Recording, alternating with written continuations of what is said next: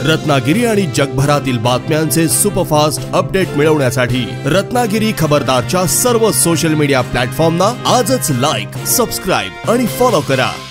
45 वर्षांमध्ये निष्ठावंत असताना सुद्धा त्यांच्या पदरी काय काय आलं हे माझ्यापेक्षा ते चांगलं सांगू शकतात। एकदा तर जिल्हा परिषदेचं जे उपाध्यक्षपद दिलं होतं त्यांची मिरवणूक निघाली आणि 2 तासामध्ये काही राजकीय षडयंत्रापोटी त्यांना त्यांचं उपाध्यक्षपद देखील सोडायला लागलेलं होतं, परंतु त्यांनी ते सोडलं होतं। दुसरी एखादी व्यक्ती जर असती तर आकांडतांडव केला असता, अन्य काही गोष्टी केल्या असत्या, परंतु निष्ठा काय असते ही स्वतः त्यांनी दाखवून दिलेली आहे। अनेक वेळा त्यांच्याबद्दलचा एक फार मोठा गैरसमज आणि संभ्रम आम्ही कोणी केला नाही तर त्यांच्याबरोबरच असणाऱ्या सहकार्याने करून त्यांना बदनाम करण्याचा प्रयत्न केला होता आणि त्याची सगळ्याची पोचपावती पुन्हा एकदा त्यांना मिळालेली आहे की निष्ठेचं फळ काय असतं हे त्यांना 3 दिवसापूर्वी कळलेलं आहे। निष्ठावान शिवसैनिक उदय बने यांच्यावर अन्याय झाल्याचं कारण देत शिवसेनेत प्रवेश करणाऱ्यांची संख्या आता वाढत आहे। मतदानाच्या तारखेपर्यंत असे प्रवेश होतच राहतील असे सांगत उदय सामंत ठाकरे गटाला मोठे धक्के देत आहेत। ठाकरे गटातील साक्षी रावणांग, विजय गुळेकर यांच्या पाठोपाठ आता उदय बने यांचे खंदे समर्थक परशुराम कदम यांनी देखील आज शिवसेनेत प्रवेश केलाय। निष्ठेचं फळ काय असते हे उदय बने यांना कळलं आहे। भविष्यात 2 उदय जर एकत्र आले तर चांगल्या संस्कृतीचं राजकारण करू शकतात असं सूचक विधान उदय सामंत यांनी आता केलंय। आज सकाळी जी पत्रकार परिषद झाली त्याच्यामध्ये प्रथमेश गावणकर जे आहेत जिजाऊ संघटनेचे काम करायचे त्यांनी शिवसेनेमध्ये सक्रिय होण्याचा निर्णय घेतला आणि आज आम्हाला सगळ्यांना विशेष आनंद असा आहे की गेली 2.5 वर्ष आमच्यापासून लांब बसलेला एक सहकारी ज्याची राजकीय सुरुवात ग्रामपंचायतीच्या सदस्यापासून झाली होती, त्याच्यानंतर ते जिल्हा परिषदेचे सभापती देखील झाले होते, परंतु ठीक आहे काही समज गैरसमजातनं ते 2-2.5 वर्ष बाजूला होते। सगळ्यात त्यांच्या मनाचा मोठेपणा असा आहे की उभाठाच्या युवासेनेचे ते जिल्हा प्रमुख देखील झाले, परंतु माझी त्यांची चर्चा झाल्यानंतर विधानसभेच्या निवडणुकीला सामोरं जात असताना त्यांनी एक धोरणात्मक आणि त्यांच्या सर्व सहकाऱ्यांनी निर्णय घेतला की माझ्यासोबत शिवसेनेमध्ये काम करायचं आणि आज त्या निर्णयाचं मी स्वतः माझ्या सगळ्या पदाधिकाऱ्यांच्या समवेत मनपूर्वक त्यांच्या या निर्णयाचं स्वागत करतो। परशुराम कदमनी अतिशय चांगल्या पद्धतीनं जिल्हा परिषद सदस्य म्हणून काम केलं होतं, सभापती म्हणून देखील काम केलं होतं। राजकारणामध्ये काही अनेक टप्पे असे असतात की ज्याच्यामध्ये काही घटना घडत असतात, काही समज गैरसमज होत असतात आणि स्वतःचा माणूस हा लांब जात असतो आणि म्हणून मी असेन, तालुका प्रमुख बाबूशेठ माप असतील, मुन्ना देसाई असतील, निमेश नायर असतील, विजय खेडेकरजी असतील, सुदेश मयेकर असतील, यांच्या अतिशय जवळचा एक मित्र आमच्या सोबत नव्हता ही आमच्या मनामध्ये खंत होती, परंतु आम्हाला आज मनापासूनचा आनंद आहे की परशुराम कदम यांनी शिंदे साहेबांचं नेतृत्व स्वीकारून वंदनीय बाळासाहेबांचा विचार पुढे नेण्यासाठी आणि दिघे साहेबांच्या स्मृतीला अभिवादन करण्यासाठी आज शिवसेनेमध्ये प्रवेश करण्याचा निर्णय घेतलाय। त्यांचं मी मनपूर्वक स्वागत करतो आणि त्यांचा सन्मान म्हणून कालच मी रात्री सन्माननीय एकनाथ शिंदे साहेबांची भेट घेतली। साहेबांना विनंती केली की एखादी व्यक्ती ज्यावेळी जिल्हा प्रमुख पद सोडून आपल्या पक्षामध्ये सक्रिय होते युवासेनेचं तर त्यांना त्याच्यापेक्षा मोठं पद देण्याची जबाबदारी ही पक्षाची राहते आणि मी एकनाथ शिंदे साहेबांना देखील मनापासून धन्यवाद देतो की त्यांची पत्रकार परिषद सुरू असतानाच एकनाथ शिंदे साहेबांनी त्यांच्या पदाचं देखील पत्र या ठिकाणी पाठवलेलं आहे। त्यांना युवासेनेच्या कोकण विस्तारक पदी त्यांची आज एकनाथ शिंदे साहेबांच्या नेतृत्वाखाली नेमणूक झालेली आहे आणि म्हणून मला असं वाटतं की आम्ही सगळे पूर्वी देखील एकत्र होतो, मनाने एकत्र होतो, परंतु कदाचित शरीरानं वेगवेगळे होतो। आज अतिशय चांगला निर्णय परशुराम कदम यांनी घेतलाय। खरं तर परशुराम कदम हे नाव घेताना आम्हाला फार मोठं वाटतं,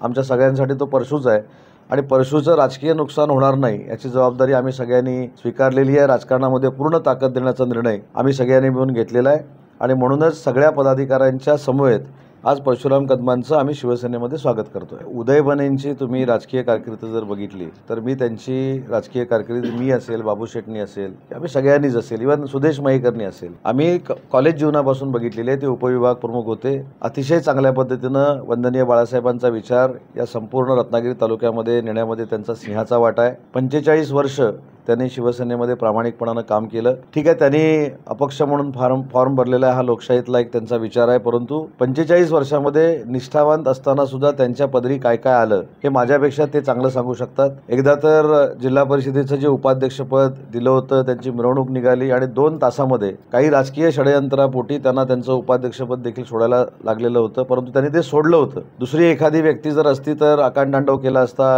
अन्य काही गोष्टी केल्या असत्या, परंतु निष्ठा काय असते ही स्वतः त्यांनी दाखवून दिलेली आहे। अनेक वेळा त्यांच्याबद्दलचा एक फार मोठा गैरसमज आणि संभ्रम आम्ही कोणी केला नाही तर त्यांच्याबरोबरच असणाऱ्या सहकार्याने करून त्यांना बदनाम करण्याचा प्रयत्न केला होता आणि त्याची सगळ्याची पोचपावती पुन्हा एकदा त्यांना मिळालेली आहे की निष्ठेचं फळ काय असतं हे त्यांना 3 दिवसापूर्वी कळलेलं आहे आणि म्हणून मला असं वाटतं की त्यांनी जो अर्ज भरलेला आहे त्याच्यावर मी टीका टिप्पणी करणं किंवा मी त्याच्यावर बोलणं हे योग्य नाही. पण भविष्यामध्ये दोन उदय जर एकत्र आले तर भविष्यातल्या राजकीय कारकिर्दीमध्ये दोन्ही उदय एकत्र राहून चांगल्या पद्धतीचं संस्कृतीचं राजकारण करू शकतात असं माझं मत आहे. आणि मी असं काय म्हटलं बघा, मग आता तुम्ही वाक्याचे अर्थ जसे लावाल तसे. मी असं म्हटलं की त्यांनी अपक्ष म्हणून जो फॉर्म भरलेला आहे तो एक लोकशाहीतला विचार आहे. 45 वर्ष त्यांनी निष्ठेनं काम करून त्यांच्या पदरी काय आलं हे माझ्यापेक्षा त्यांना माहिती आहे. त्यांनी अपक्ष म्हणून जरी फॉर्म भरला असला तरी देखील माझी मनापासूनची इच्छा आहे की आम्ही दोन उदय जर या मतदारसंघामध्ये एकत्र आलो तर विकासात्मक नाही सगळ्याच गोष्टीमध्ये संघटनात्मक देखील फार मोठी ताकद उभी करू शकतो. परंतु हा शेवटी त्यांच्या मनाचा प्रश्न आहे. मी निमंत्रण देणं, त्यांना विनंती करणं हे माझं कर्तव्य आहे, हे माझी जबाबदारी आणि ते मी केलेलं आहे.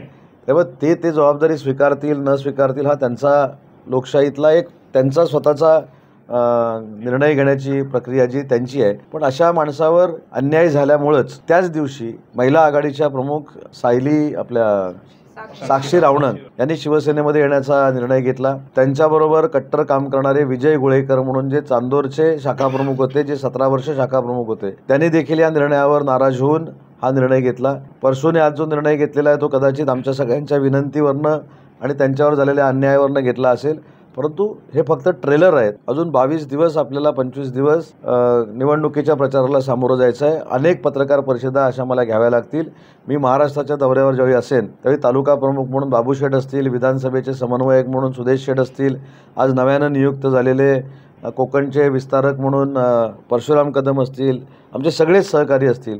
ही रोज तुम्हाला नवीन नवीन एक चांगली बातमी देत जातील आणि माझं मताधिक्य वाढत जाईल.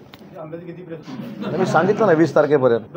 हो, रोज एक नाही, 1 लाखाचा पल्ला लीडचा गाठणं हे एक संकल्प असतो. परंतु समोरचा किती उमेदवार लहान असला मोठा असला तरी त्याची बदनामी करायची नसते, त्याच्यावर टीका करायची नसते. हा संस्कार माझ्यावर आहे.